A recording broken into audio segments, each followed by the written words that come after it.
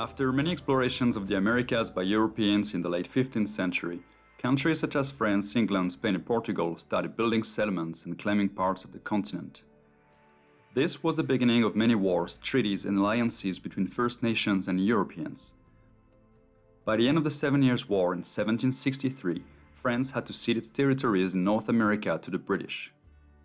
This is briefly what led to the creation of modern-day Canada, a place where the life of indigenous people was changed forever and where the relationship between the French and the British would influence this new nation, soon to become one of the most multicultural countries on Earth. In this video, we explore the province of Nova Scotia and its history. Inhabited by its first people, the Migma, for thousands of years, they called this place Mi'kmaq. The French, who settled here in the early 1600s, called it Acadian.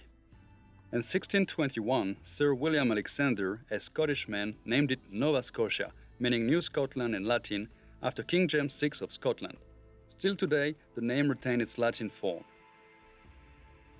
After our road trip in Newfoundland, we took the ferry back to mainland Canada and arrived in Sydney Harbour, not the Aussie one. No, we are not in Australia, but it's close enough, because here too, they have a Sydney. Welcome to Sydney, Nova Scotia! Sydney was once the British colonial capital of Cape Breton Island before merging with Nova Scotia, where the capital was moved to Halifax. Enjoy the walk on the waterfront and check out the world's largest fiddle. Cape Breton Island has the famous Cabot Trail, named after explorer John Cabot. 298 kilometers of scenic drive along the coast and through the national park Cape Breton Highlands. But before hitting the trail, we drive 35 minutes south of Sydney to the fortress of Louisbourg.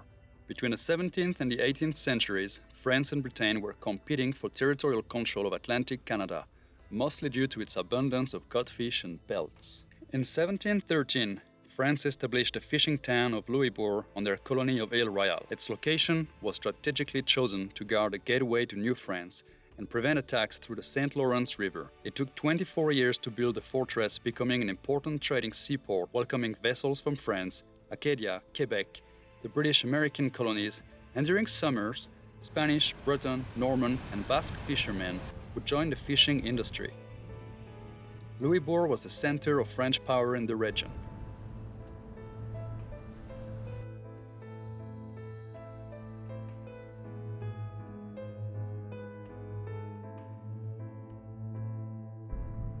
Roughly 2,000 people from France and New France lived there with soldiers, Migma, and even slaves.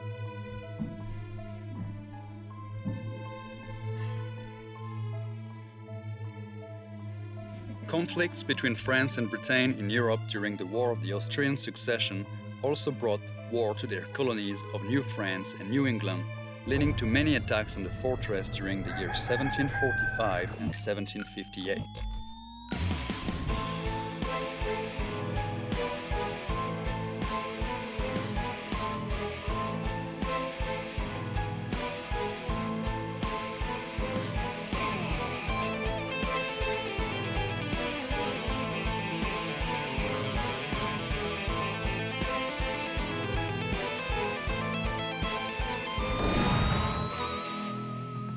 In 1760, the British demolished the fortification. 200 years later, in 1961, the largest reconstruction project in North America was underway. How are you doing today? Today, it is a National Historic Site and a living museum.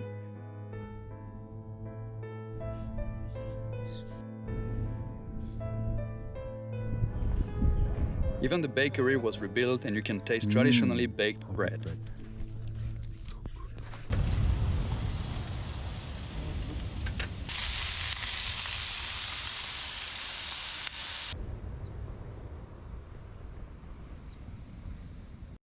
After a good night spent in the van, we headed north to the Cabot Trail.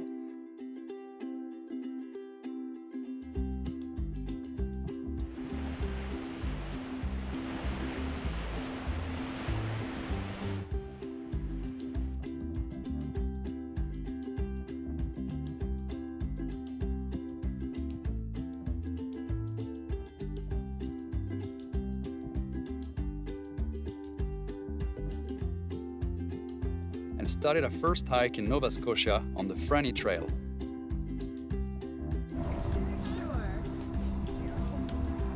It takes about 2 to 3 hours.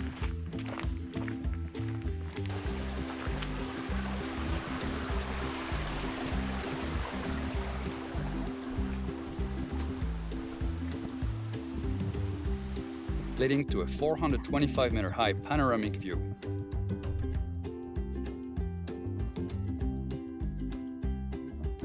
Next on the list, the Bollard Bend Falls. Between 1770 and 1850, many Scottish immigrants made the journey across the Atlantic, seeking better opportunities to acquire farmlands difficult to get in Scotland at the time. Lowland Scottish and Highland Scottish brought with them their traditions, dialects and beliefs. You can find a replica of a Scottish-style shipcrofter's hut, also known as shilling. You also walk through one of the largest old-growth hardwood forests in the Maritimes, featuring 400-year-old sugar maple trees.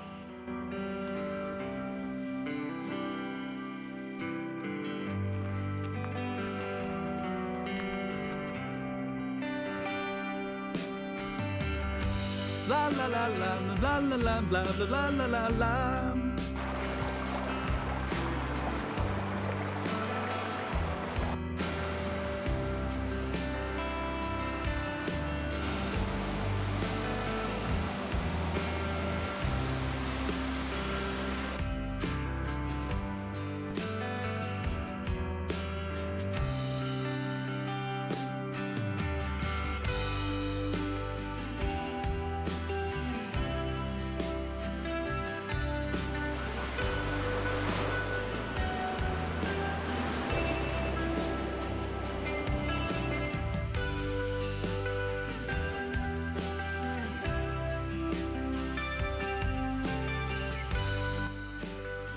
As you keep driving south, you'll notice more towns named in French.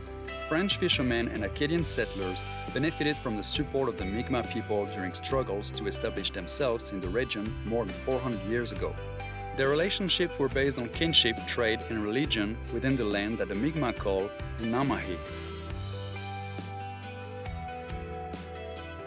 On the west coast of Cape Breton is a family-owned restaurant offering Nova Scotian cuisine, including seafood chowder and a variety of pub fares. During the season, they play live music every day and is a regular host to local and visiting Celtic musicians. We are now crossing the causeway to mainland Nova Scotia and stopping at Antigonish.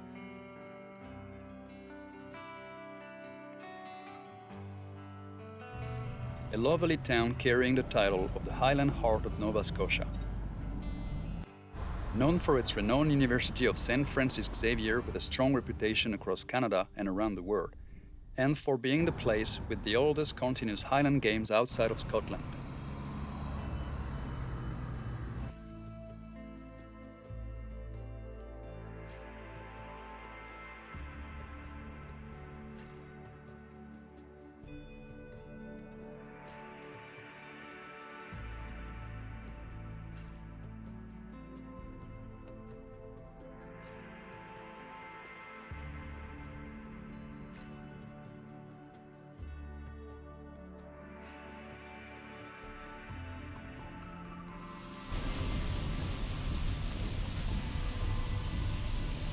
It is in 1746 that the British government undertook the creation of the first settlement plan in North America, Halifax. Halifax was the British answer to the French presence throughout Acadia and its fortress of Louisbourg on Cape Breton. On September 11, 1749, the British troops completed the first citadel. Today, Halifax is a vibrant, multicultural city with its dynamic waterfront and harbour, live music, historical charm, and good seafood.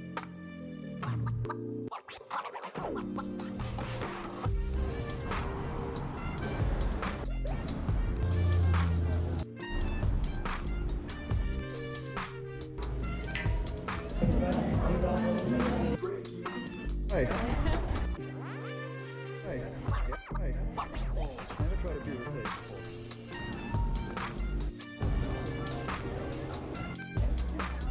All right, can I? Cheers.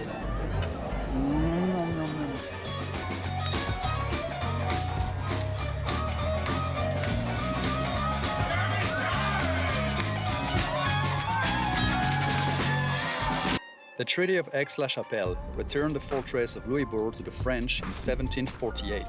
To prevent attacks from the French and their allies, the Migma, the British constructed 4 fortifications on Citadel Hill between 1749 and 1856. The Army Museum showcases the crucial contribution Halifax made to Canada's defense efforts, especially during the First and Second World Wars.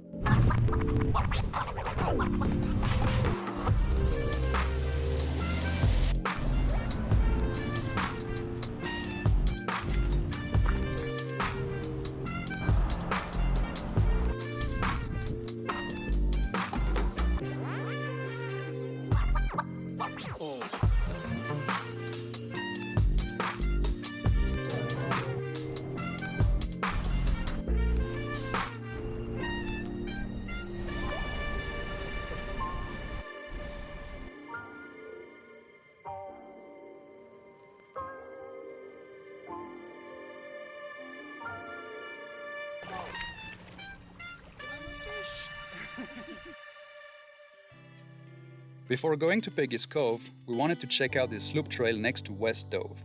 It's a moderate and adventurous walk along the shoreline through steep rock faces and bushes.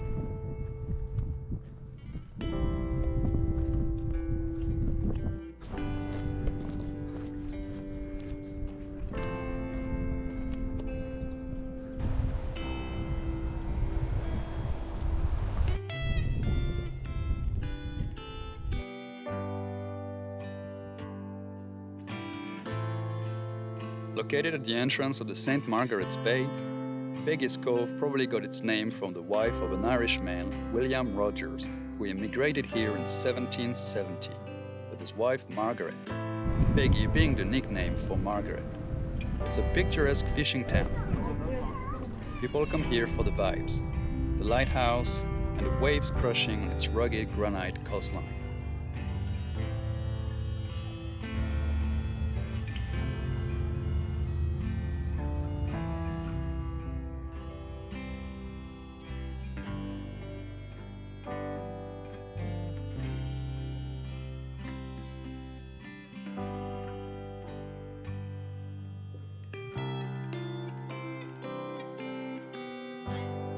Mahon Bay.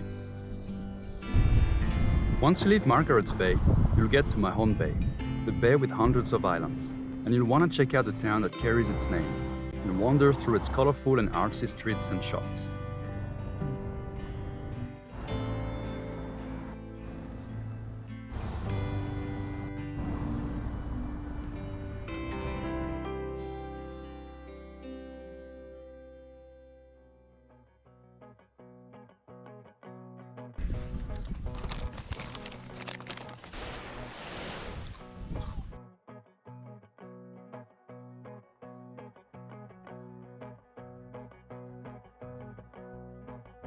Lunenburg, another amazing fishing port town that became a UNESCO World Heritage Site.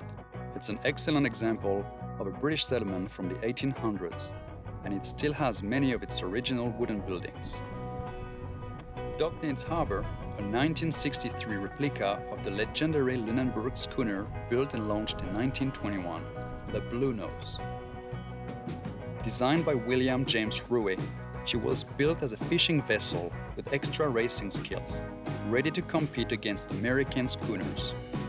She won her first International Fisherman's Trophy race in 1921, making history, and kept on winning for the next 17 years. The Queen of the North Atlantic became a Canadian icon and is found today on every Canadian dime.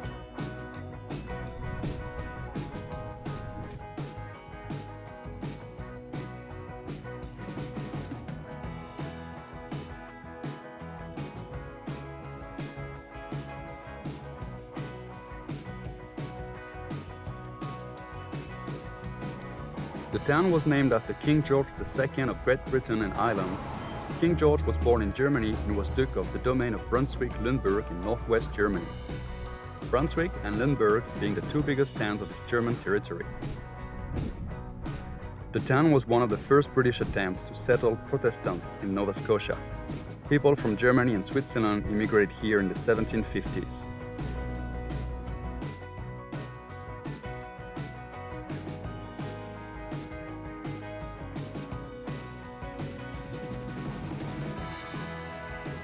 On our way to the next stop, we decided to pull over and enjoy one of the many beaches available on the South Shore.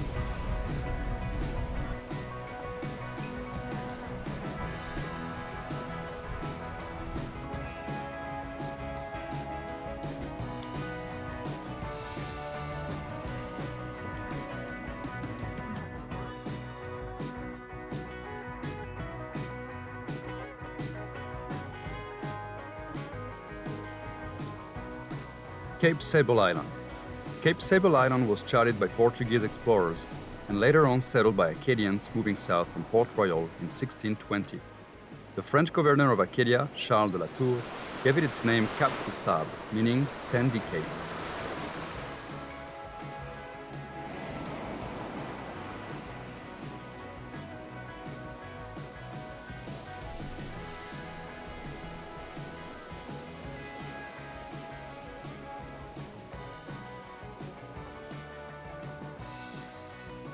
Cape Forshire. Emblematic lighthouse located on the shore of the Yarmouth County. The shoreline was perhaps discovered by Eric the Red's son, Leif Erikson. Since the mysterious 1,000-year-old runic stone discovered in 1812 was thought to have some Old Norse characters, but others believe it could be linked to early Basque explorers, or it could also be an early form of Old Hungarian. Who knows? Located in the southwest of Nova Scotia Peninsula, Kitimakujik is the second national park in the province. Established in 1974, it has a wilderness area and a seaside area in Port Joli. It covers around 400 square kilometers of forested plains, lakes, and abundant flora and fauna. Inhabited by Migma for thousands of years, the marks of their ancestors can be found in the form of petroglyphs, carvings in stones, and also through fishing and hunting sites. It's an ideal place for camping, enjoying nature, and canoeing.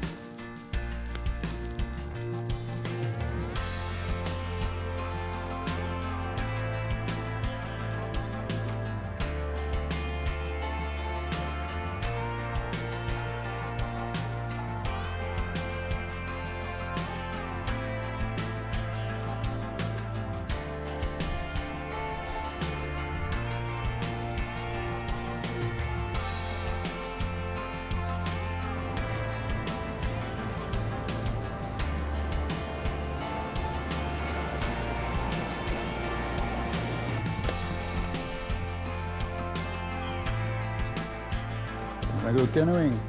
You ready, Canuck? All right, we go.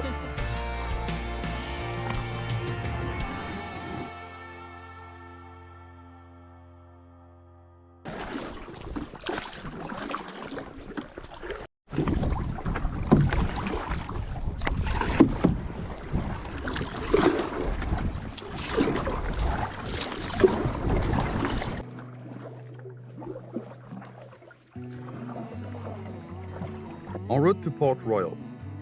Port Royal was the first permanent settlement in North America. Located in the Annapolis Basin, was founded in 1605 by senior members of a French expedition led by Pierre du Gardemont, accompanied by Samuel de Champlain and Jean de Biencourt. They found the bay impressive and ideal for a settlement. With the help of the members of the Migma Nation and a local chief named Membertou, they erected a fortification called a habitation.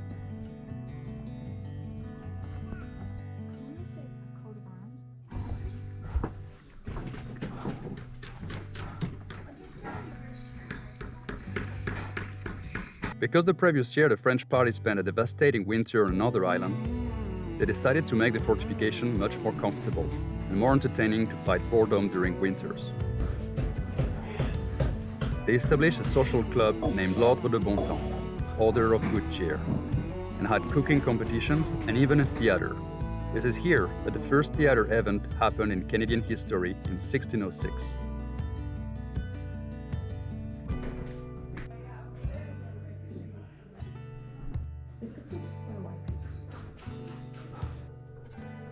By order from France, the site was abandoned in the summer of 1607 and re-established in 1610. It became the capital of Acadia. As part of ongoing conflicts between France and Britain, the habitation was destroyed by British troops from Virginia in 1613. Thanks to drawings of the site made by de Champlain, the federal government reconstructed the whole habitation in 1939 and opened it to public in 1941. Today, it is a living museum with activities for visitors and costume interpreters bringing life back to the settlement. Happy Canada Day.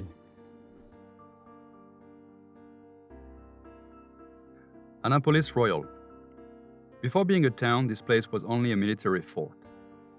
Under the leadership of Sir William Alexander, who was granted the right to set up a Scottish colony, Scottish settlers built the Charles Fort in August 1629. Only a few kilometers from the previously destroyed fortification built in 1605 by the French.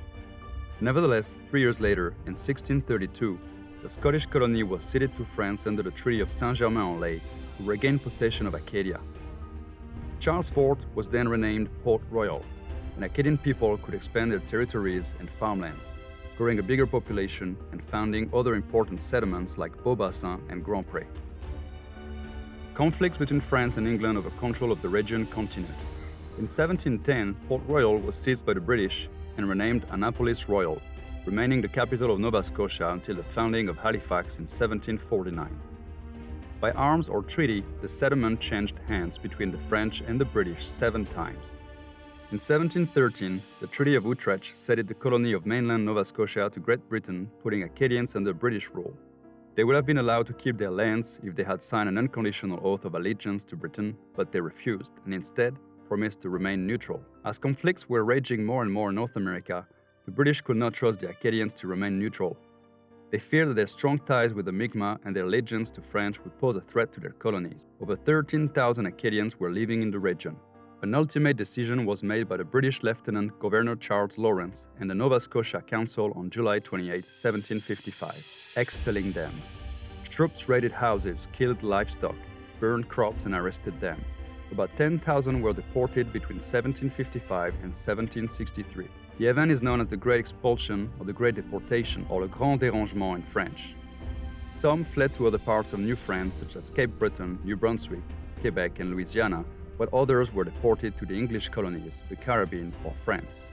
The town of Grand Pré, meaning large meadow in French, tells the tale of the tragic event, and to many Acadians around the world, this national heritage site is a meaningful memorial and the heart of their ancestral homeland. Here at the Visitor Center, you will learn about the history of the Acadians. The center showcases great information, paintings, replicas, even a 22-minute multimedia film presentation. You'll walk through its protected landscape displaying architecture, art, commemorative monuments, and learn about the fictional heroine Evangeline, made famous in the poem written by American poet Henry Wadsworth Longfellow, published in 1847. It tells the story of 2 Acadian lovers, Evangeline and Gabriel, separated during the expulsion. And this was our last stop exploring Nova Scotia. We thoroughly enjoyed the province and know that there's so much more to see and so much more to know. Thank you for watching until the end. I hope you enjoyed the video. I myself enjoy making and doing all the research. My apologies if I mispronounce some names. Enjoy your next trip and take care.